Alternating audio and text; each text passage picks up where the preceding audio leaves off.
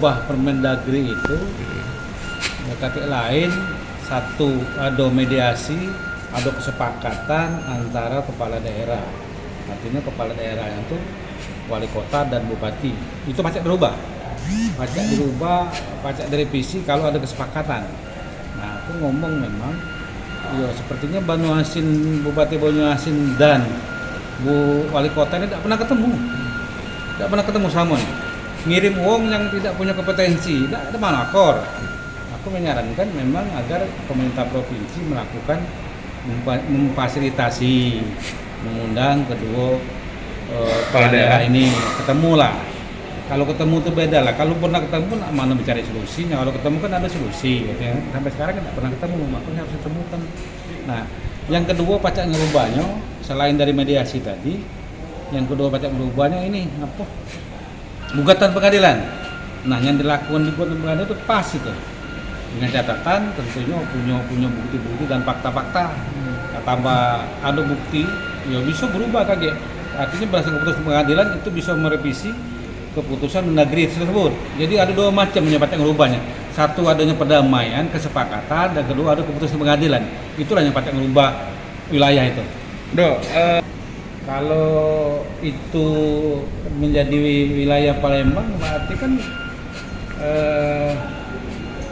ya PAD-nya pasti ada nambah, masyarakatnya bertambah kan itu juga sebaliknya. Kenapa Banyuasin sangat berat melepaskan itu? Ya, mengurangi jumlah penduduknya, mengurangi mata pilih dan banyak sih kepentingan lain kan ya banyak. Tapi sekali lagi kita tidak memandang untuk kepentingan itu untuk kepentingan masyarakat di atas kepentingan lain kan. Support dan dukungan sendiri dari DPRD Komisi 1 DPRD Provinsi seperti apa Pak? Apanya? Atas kendalanya support. Ya itulah makanya support itu ya masyarakat ya jangan patah arah.